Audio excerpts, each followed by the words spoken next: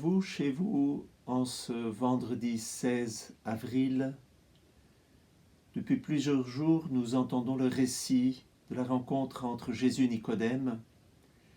Et maintenant, nous allons entendre le chapitre 6 de Jean, pendant plusieurs jours, sauf dimanche, le discours sur le pain de vie, qui commence aujourd'hui par le miracle de la multiplication du pain. Eh bien, oui, nous avons entendu ce récit de la multiplication des pains déjà pendant le temps de Carême. Pourquoi l'entendre aussi pendant le temps de Pâques? Eh bien, Jésus, à travers beaucoup de signes, a suscité la foi dans le cœur de ses disciples.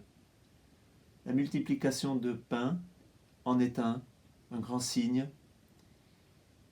Et le pain qui, pour nous, renvoie aussi au mystère de l'Eucharistie, c'est vraiment le corps glorieux de Jésus. Si nous recevons encore pendant le temps de Pâques un enseignement sur la foi et sur le pain de vie, c'est que dans le mystère de l'Eucharistie, il y a un grand mystère de foi. Il nous faut croire en la présence de Jésus.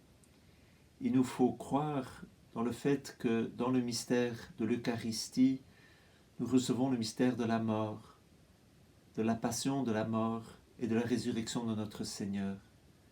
Nous recevons vraiment cette présence du corps glorieux du Christ.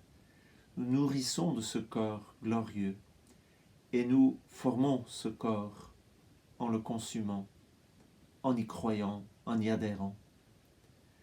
Voilà que pendant ce temps de Pâques, nous sommes invités à vivre plus profondément la foi aussi dans le mystère de l'Eucharistie, dans le don que Dieu fait de lui-même pour que nous vivions et pour que nous témoignions de sa présence au milieu de nous. Jésus était passé de l'autre côté du lac de Tibériade, appelé aussi mer de Galilée. Une grande foule le suivait parce qu'elle avait vu les signes qu'il accomplissait en guérissant les malades. Jésus gagna la montagne et là, il s'assit avec ses disciples. C'était un peu avant la Pâque, qui est la grande fête des Juifs. Jésus leva les yeux et vit qu'une foule nombreuse venait à lui. Il dit à Philippe, « Où pourrions-nous acheter du pain pour qu'ils aient à manger ?» Il disait cela pour le mettre à l'épreuve, car lui-même savait bien ce qu'il allait faire.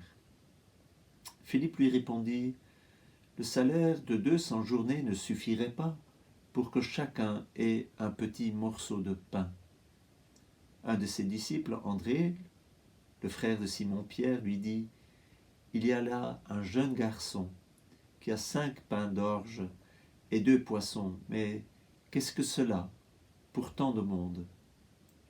Jésus dit, « Faites-les asseoir. » Il y avait beaucoup d'herbe à cet endroit. Ils s'assirent donc, au nombre d'environ 5000 hommes. Jésus prit les pains et, après avoir rendu grâce, les leur distribua. Il leur donna aussi du poisson, autant qu'ils en voulaient. Quand ils eurent mangé à leur faim, il dit à ses disciples, « Ramassez les morceaux qui restent, pour que rien ne soit perdu. » Ils ramassèrent et ils remplissaient 12 paniers avec les morceaux qui restaient des 5 pains d'orge après le repas. À la vue du signe que Jésus avait accompli, les gens disaient, « C'est vraiment lui le grand prophète, celui qui vient dans le monde. » Mais Jésus savait qu'ils étaient sur le point de venir le prendre de force et faire de lui leur roi. Alors de nouveau il se retira, tout seul, dans la montagne. Jésus a accompli ce signe pour que, après sa mort et à sa résurrection, nous croyions en sa puissance de résurrection, de ressusciter.